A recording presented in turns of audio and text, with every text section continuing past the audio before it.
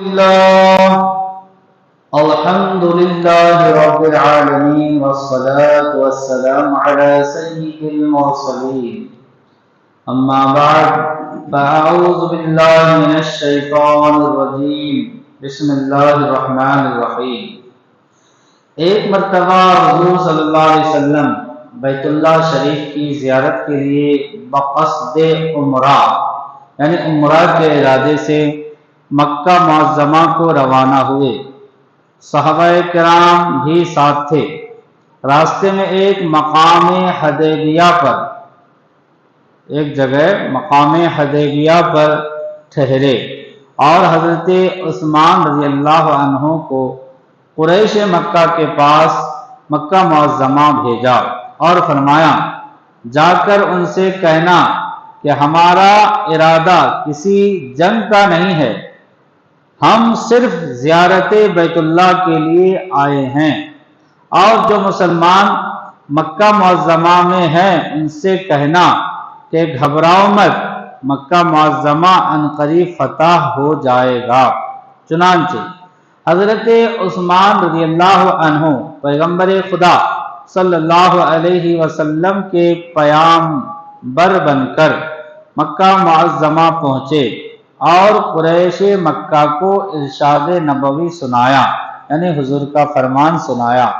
قریش مکہ نے جواب دیا کہ اس سال تو ہم محمد صلی اللہ علیہ وسلم کو مکہ میں نہ آنے دیں گے، اور حضرت عثمان سے کہا کہ اگر آپ کعبہ کا طواف کرنا چاہیں تو شوق سے کر لیں۔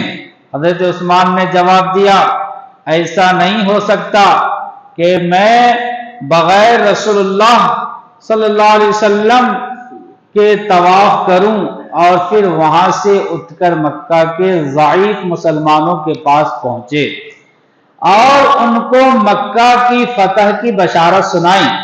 ادھر مقام حدیبیہ میں صحابہ کرام نے حضرت عثمان رضی اللہ عنہ کے متعلق کہا کہ عثمان بڑے خوش قسمت ہیں جو کعبہ معظمہ پہنچ گئے ہیں اور بیت اللہ کے طواف سے مشرف ہو گئے ہیں۔ حضور صلی اللہ علیہ وسلم نے فرمایا کہ عثمان بغیر میرے کبھی طواف نہ کریں گے۔ پھر جو حضرت عثمان رضی اللہ عنہ کو واپس آنے میں کچھ دیر ہوئی تو آپ کے متعلق یہ بات مشہور ہو گئی کہ قریش مکہ نے حضرت عثمان کو شہید کر دیا ہے۔ اس بات سے مسلمانوں میں جوش پیدا ہو گیا اور حضور صلی اللہ علیہ وسلم نے صحابہ کرام سے کافروں کے مقابلے میں جہاد میں ثابت قدم رہنے کی بیعت لی۔ اس بیعت میں چونکہ حضرت عثمان رضی اللہ عنہ موجود نہ تھے، اس لیے حضور صلی اللہ علیہ وسلم نے خود اپنا بایاں ہاتھ اپنے ہی دائیں ہاتھ میں لے کر فرمایا کہ یہ ہاتھ عثمان کا ہے اور میں عثمان سے بھی بیعت لیتا ہوں۔ سبحان اللہ۔ سبق: حضور صلی اللہ علیہ وسلم نے اپنے مبارک ہاتھ کو حضرت عثمان کا ہاتھ قرار دیا، گویا حضرت عثمان کو حضور سے ایک خاص نسبت حاصل ہے۔ پھر جو لوگ حضرت عثمان کے خلاف ہیں وہ لوگ گویا اس نسبت کے پیش نظر حضور ہی کے مخالف ہیں۔ اور یہ بھی معلوم ہوا کہ حضرت عثمان رضی اللہ عنہ کو حضور اتنے پیارے تھے اور آپ کے دل میں حضور کا اس قدر احترام اور وقار تھا کہ بغیر حضور صلی اللہ علیہ وسلم کے بیت اللہ شریف کے طواف کو بھی نظر انداز کر دیا۔ اور یہ بھی معلوم ہوا کہ حضور صلی اللہ علیہ وسلم کو اس بات کا علم تھا کہ عثمان شہید نہیں ہوئے اور وہ بخیریت ہیں، جبھی تو آپ نے اپنے ہاتھ کو ان کا ہاتھ قرار دے کر ان کی بیعت لی۔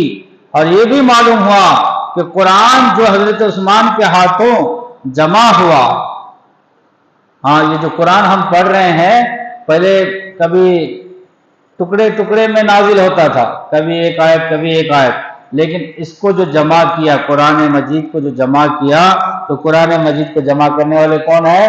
حضرت عثمان حضرت عثمان کے ہاتھوں جمع ہوا اس نسبت سے اللہ ہی کے ہاتھ سے جمع ہوا، کیونکہ حضرت عثمان کا ہاتھ حضور کا ہاتھ اور حضور کا ہاتھ اللہ کا ہاتھ ہے، تو حضرت عثمان کا ہاتھ وسیلہ مصطفیٰ سے اللہ کا ہاتھ ہوا، تو عثمان کے ہاتھ سے جمع شدہ قرآن اللہ کے ہاتھ سے ہی جمع شدہ ہے۔ ایک مرتبہ حضرت عثمان رضی اللہ عنہ نے حضور صلی اللہ علیہ وسلم کی ضیافت کی، یعنی دعوت کی، اور عرض کیا یا رسول اللہ صلی اللہ علیہ وسلم، میرے غریب خانہ پر اپنے دوستوں سمیت یعنی صحابہ کے ساتھ تشریف لائیں اور ما حاضر تناول فرمائیں، یعنی جو کچھ بھی غریب خانے میں موجود ہے اسے تناول فرمائیں۔ حضور صلی اللہ علیہ وسلم نے یہ دعوت قبول فرما لی اور وقت پر مع صحابہ کرام کے یعنی صحابہ کے ساتھ حضرت عثمان کے گھر تشریف لے چلے۔